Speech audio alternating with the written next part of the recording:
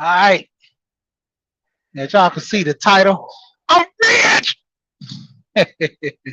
you know, Dave Chappelle show was one of the good shows, for comedy sketches.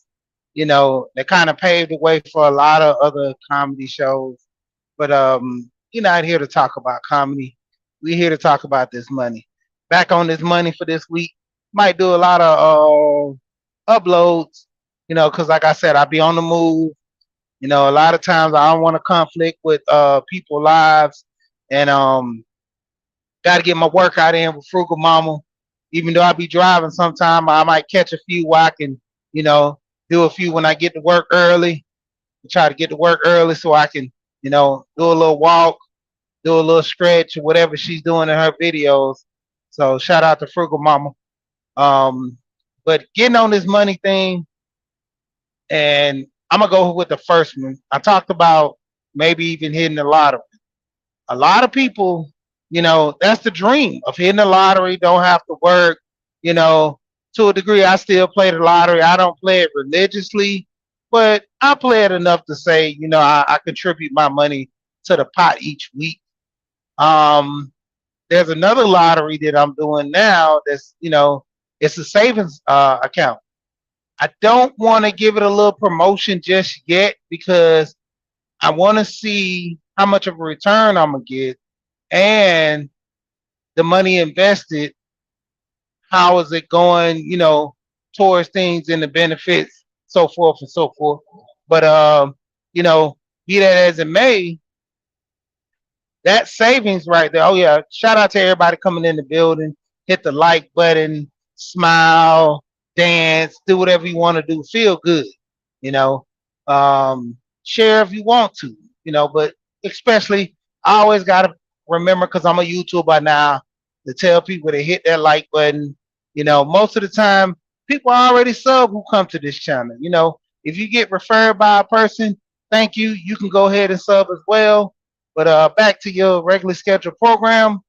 When it come down to it, I'm gonna do more research on this. Then I'm gonna present this in one of my videos as well, and it's a good thing. I've seen commercials for it through a lot of other videos, so I'm checking on that. I'm also checking on some high yield um, CDs and things. And everybody who don't know what CDs are, um, I always say, do your research, do your homework. Don't take my word for what you're looking through or trying to get into or listening to me and so forth. Do your research on your CDs. The crazy part about it is, typical CDs, you know, just like bonds, to a degree, you got to keep your money in there for a certain length of time, to get that percentage. There's some CDs, as long as you keep it in for a minimum of 3 months, and if you was to pull out, you're still good. You still get the percentage, you know. And typically now they're going at 5.1. It's better than keeping your money in a savings account and not doing anything for a year. And so therefore, you got money and leverage. But let's go into the topic at hand. For the most part, everybody dreams of hitting the lottery. That's an easy way of retiring. That's an easy way of gathering generational wealth, making benefits, buying businesses, starting a business, buying land, you know, having companies to provide you a freedom to do whatever you want. As long as you have good management team, good resources to follow, with the staff, pretty much everything will work on autopilot, you know. So it's always be a dream for everybody to hit the lottery, to see the big ticket, to see the big win. But generally that just isn't, always the main thing. Cause when you really look into it, only one person can hit the lottery at a time when they hit it, So sometimes lottery it get hit at $1 million. Sometimes it get hit at 10. Sometimes it get hit at 1.5 million. Sometimes it get hit at $8 billion. Say the least. When it comes down to it, You got to pay your taxes. There's no way of getting rid of everybody calling Uncle Sam. But this is the thing: how are you going to benefit yourself when you hit the lottery? What are your plans? People get financial advisors, but that's a good thing. And another good thing is, like they always say, the cliche is have a plan.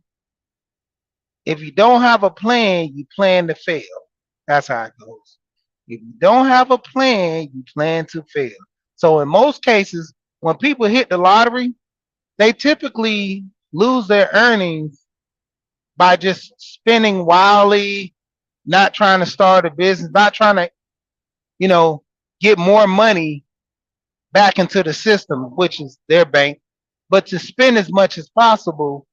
And the ones that do spend, they make crazy investment deals.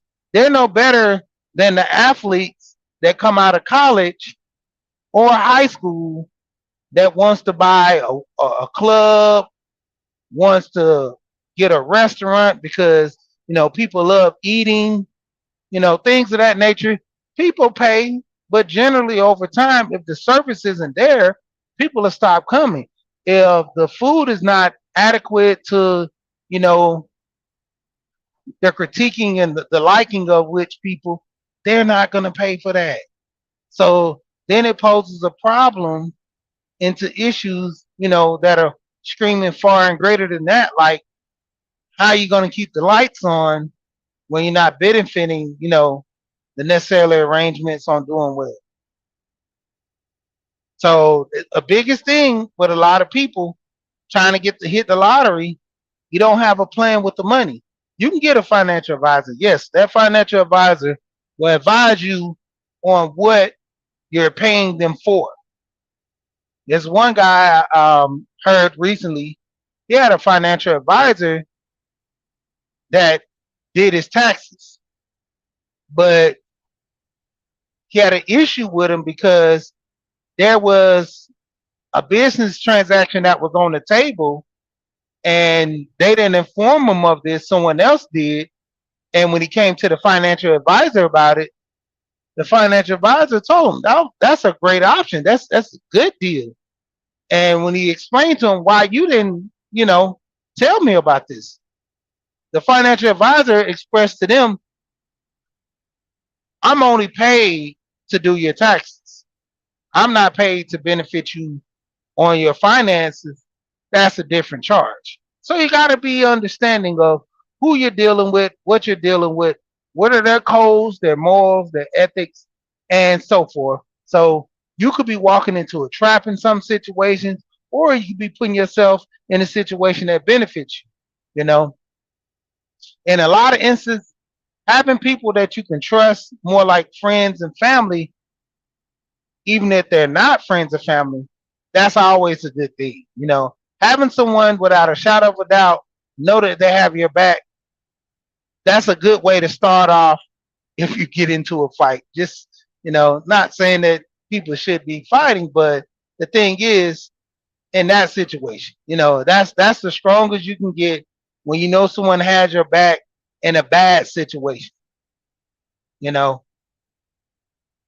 And the situation at hand, winning the lottery, it's like almost to $1 billion to 1 thing. So it's not as easy to do. So that's when you're going into the next steps, you know, making good decisions with your money and investing. So this is an easy way.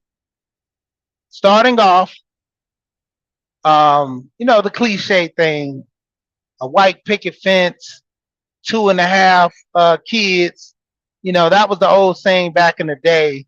They should upgrade that, or even, give more of an information towards that. As far as what is 2.5 kids, I guess 2 kids and a baby.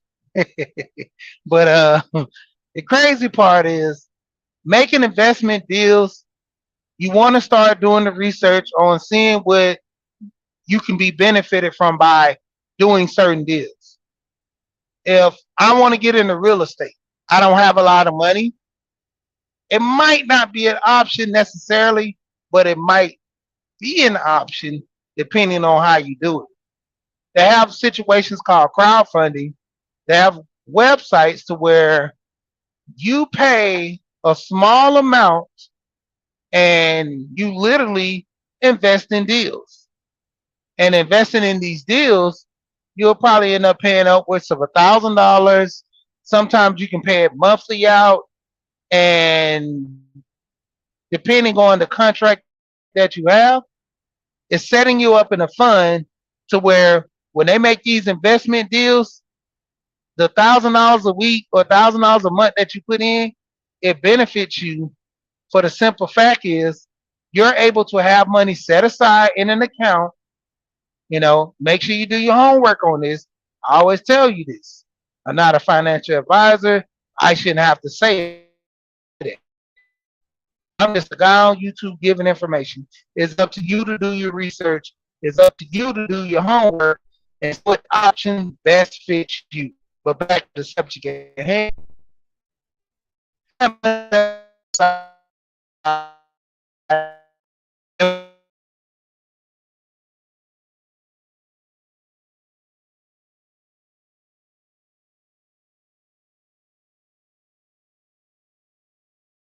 Yearly, depending on the fund you sign up to and the terms. That's just a small way of getting in for someone just really don't have a lot of money to benefit the kind of jump in all in. Now the ones that do have a little money to jump all in with no regret, then what is your step? Your step is to either buy property, you know use the FHA guidelines to buy a property. On average, most people can buy a property but don't know that they qualify due to bad information, not properly understanding how does your credit score work when buying these properties, how does everything that you actually do benefit you when buying a home. You know, the key thing is making sure you have a good credit score, making sure you have money saved, making sure your credit is good when spending. A lot of people can afford a house, but they think it's unattainable due to the fact that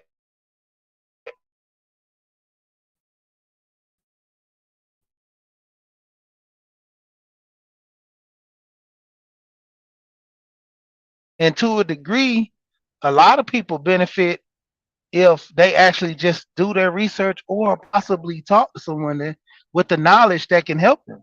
Because that's the key thing that's holding a lot of people back is the knowledge. When it comes down to it, a lot of us don't have the knowledge to move forward. We're scared. We hear other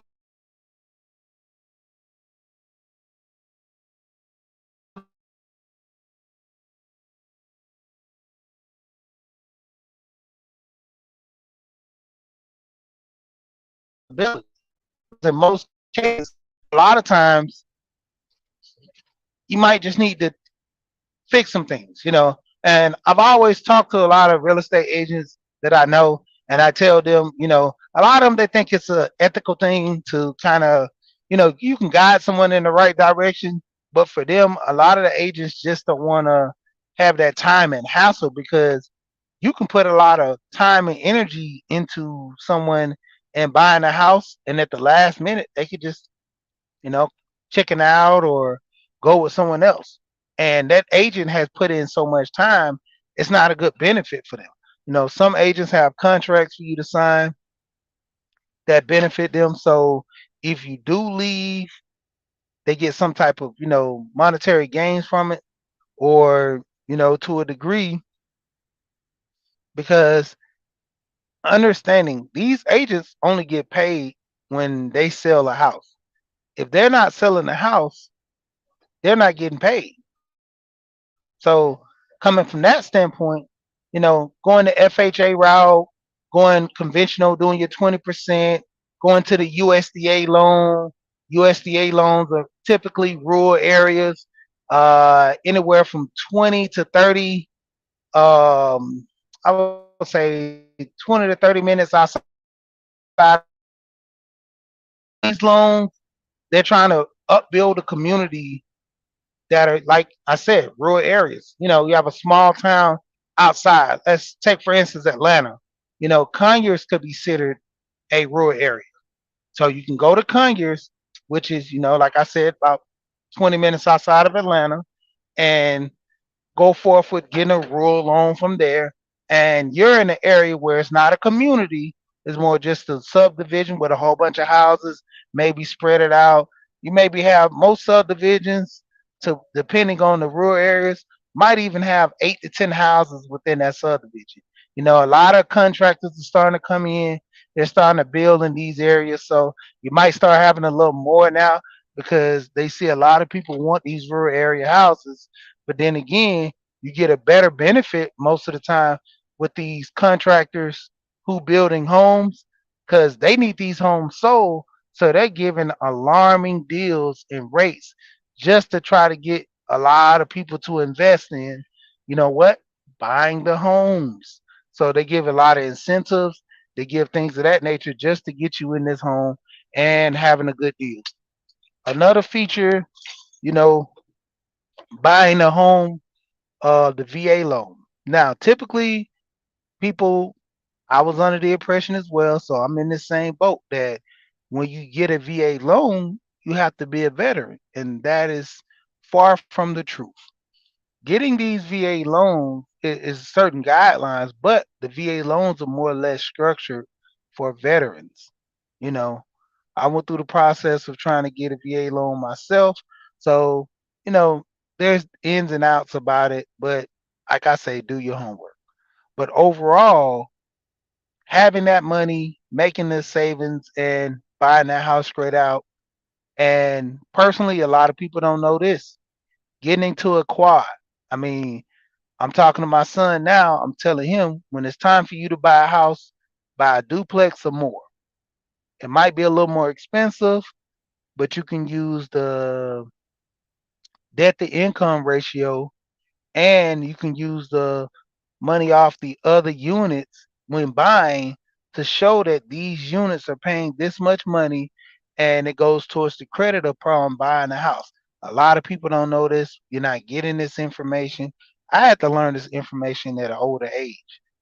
Actually, the crazy part about it is less than 5 years ago, I was working on a property with someone, and the guy was selling the property for $1.5 million. That's kind of high. But knowing the rate of the property about making money, how much of a return in that area, that was a steal. That area, the rental structure in that area on a 2 bedroom, um, 2.5 bath in that area, easily $2,500. And the guy was rented out for $1,800. He didn't do any upkeep on the property as much as he should, a lot of updating. So he couldn't get the full max upon, him restructuring and putting a lot of money into it to sell it. But other than that, like, that's a deal. Another thing, when buying these quads, like I said, all you have to do is qualify for, let's start off with this. You have a quad for that's 4 units for $500,000. Only thing you have to qualify for is $125,000. Each unit represents $125,000. If you qualify for 125, you're able to qualify for that unit. But the thing of it is, the renting of the property has to match. And see, this is where it gets shaky. You can have a $500,000 house, I mean, a $500,000 quad, and the rentals on those are $800. Let's do a quick math. 8 times, because you're staying in one of the units, so you can't count it. 8 times three is 24. So $800. You add the two more zeros to the eight. Add the two zeros to the 24. That's $2,400 a month. Let's run this simple. I know what the simple math for 100,000. I'm trying to get it to where people can know it simply. Because basically, for a $300,000 house, it's about $1,800 a month, and that's pending on the interest rate. So at a 400, I think when I calculated that $500,000 home, I mean quad, I was looking at that. You're looking at about, I think it was 30, 33. And I was looking at that quad because I was thinking about my kids. When my kids grow up, that'll be something that if my kids need somewhere to stay, they can stay there or I can rent them out. But the more or less having that quad being an asset to keep within the family. My kids will always have somewhere to stay. Essentially, it'll be their property, you know, but having it as an income property, it's a benefit. But getting back into it, you know, three $3,500. So that 35 going into that 24, you're literally off by $1,100. So that means every month you would have to pay $1,100. The bank is going to look at that as kind of a risk because they're going to look at your assets. They're going to see that you can pay $1,100 a month. But the whole thing with the bank, they want to make sure that, the money's not coming out of your pocket. And if anything, as long as you keep renting out the properties, you'll be okay. Now, let's move it up to $1,000. At $1,000, you're $500 in the hole. The bank can consider you paying $500 a month. No problem. But like I said, the debt to income ratio, depending on the property and what you got to come out of pocket, they'll still question that. Now, let's move the property up to $1,500 a month. Three properties, $1,500 a month. Let's do simple math. Three times five, it's 45, but let's make it simple. 15 and 15 is 30, and 30 plus 15 is 45. All right, so you have 45. Add your two zeros to it because we're talking about $1,500. So you take your two zeros from your 15 off when you're doing simple math, when you add them back on, you're looking at 4,500. Now, you only needed 3,500 to qualify for this property. So at what point you're seeing what an increase, right? Because you're not even including the unit that you're staying in. And the guidelines with this is you buy a quad within the first year of staying in the property. If you don't like it's too small, you can always leave and go get a single family home. So now you rent that property out, you have 4 units being rented out. And with those 4 units being rented out at $1,500 a pop, you're looking at $6,000 a month. And you only have to pay $3,500. What kind of an increase that is? But the thing of it is, getting to that point and getting to that status, that's where a lot of people fall off the wagon and hit their head with. At best, having a property with the mortgage is 1,500 per unit, that's a wonder. That's a dream because you can stay in that property rent free as long as you want until you get ready to buy a bigger home or your family grows. You know, and upon you moving, you should have the funds to what? Buy a house, put down the 20%, or still go FHA and, have the guidelines to, do the right thing, get you a bigger house, rent that out as a property that you have an investment, you know. And I could say the cliche of getting into the last one, but I'm gonna go ahead and end this in a few. but just overall making the right decisions with your money. That's the benefit. Saving money. I talk about saving money a lot. I talk about different challenges. I talk about different things. Shout out to Wanda. Shout out to Nettie. Shout out to Sam. Budgeting. All the budgeting channels that I go look up.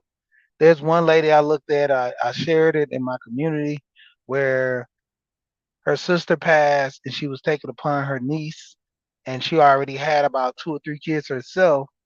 And with the stimulus checks rolling around back in 2020, she decided to, start budgeting to how to save money. And she ended up thinking, well, why don't I just sell this budgeting stuff that I do full time? So she ended up having budgeting folders, slots to where you can put money for budgeting, tabs to where you can name the budgeting slots. And it panned off from her with a simple $1,200 to a $800,000 business from just budgeting. Teaching people how to budget and showing people the budgeting way made her $800,000 and steady growing. By now, she should have been over a million a year at least. And like I said, is the thing of it is for people to get in situations to build more character. It should be a situation to where you just get into it yourself because you do want to grow as a person. But nevertheless, though, when it comes down to it, we all have to, weigh our options. And the crazy part is with making the right decisions, talking to the right people, whether it be an investor, whether it be looking at channels that can help you grow your money. Shout out to Alonzo Hall. I always talk about the life insurance with him.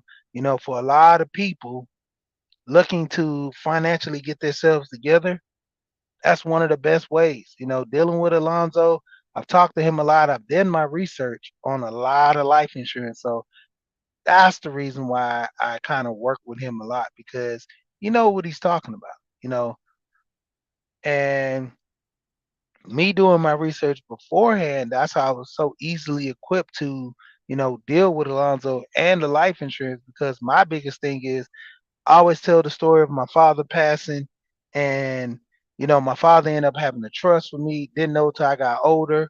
My father ended up when he passed, ended up having money to where the government, because he was in the military, and they were paying us until we turned 18. So I'm looking like, what could I do to benefit my kids like this? Because I didn't go to the military, so how can I still benefit my kids and my wife like this? Because my dad, he benefited my mom. My mom technically didn't have to work for a couple of years because everything was set up in play, you know? And that's the thing. The cliche I said earlier, if you don't plan, you plan to fail. He had a plan, everyone executed the plan that he had brilliantly, everything came out all right.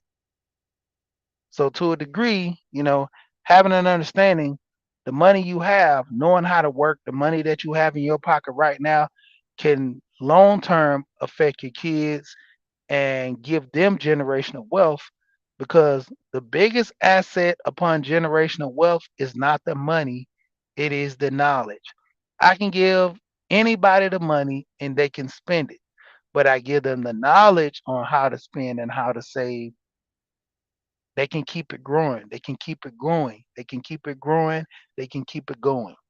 So with that being said, shout out to everybody that came through. Like I said, don't forget to hit the like button. And I'm be doing more pre-records, trying to get more people investing at what their generational wealth as well as their pockets. Because you got to understand, it's good to have generational wealth to save some money or put it to the side for the next generation. But while you're living, you got to have money now. So that's the benefit of getting that life insurance that pays and helps you now versus when you die to give the money to the kids and further along the wealth of the family. Having an understanding of the wealth, how it works, how it transfers, how things are going in society, in which, we all need some type of knowledge on that. Even me, like I said, this is basic information, basic understanding, and just clicking in some people's head to do more. The more it's repetitive, repetitive, The more you actually talk about it, the more you hear repetition, you start getting into it to the point where maybe I do need to put a book up on knowledge. Maybe I need to get into that rich dad, poor dad. Maybe I need to go, look up these books and have an understanding of how this money works. Maybe I need to look up a stock book. I mean, the key thing, this is a sidebar. If you really want to make good money in the stock market, it's okay in buying the stocks that you like. I know people do that all the time. ETFs are the way to go.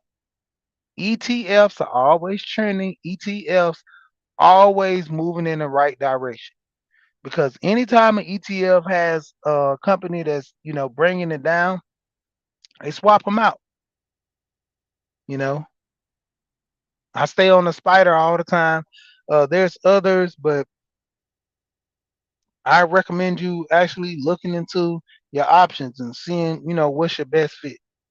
But until then, you know what I always say: we here and we gone.